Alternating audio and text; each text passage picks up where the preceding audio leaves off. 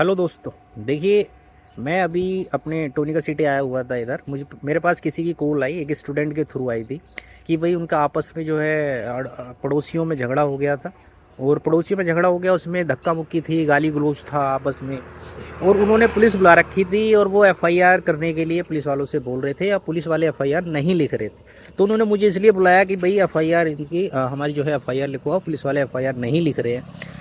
तो एफआईआर देखिए, मैं आपको बता दूं, एफआईआर जो होती है वो कॉग्निजेबल मैटर में होती है।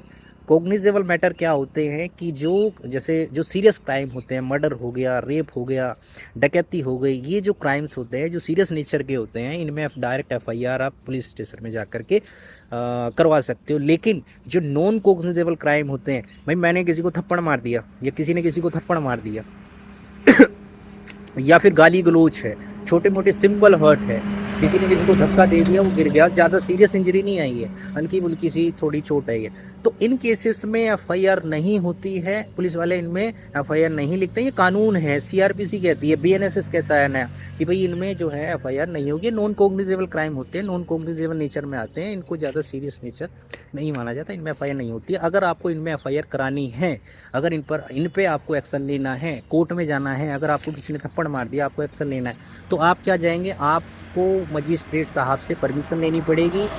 अब वो परमिशन को लेकर के आप पुलिस स्टेशन जाएंगे, पुलिस स्टेशन जो है एसएचओ होगा, फिर आपकी एफआईआर लिखवाएगा।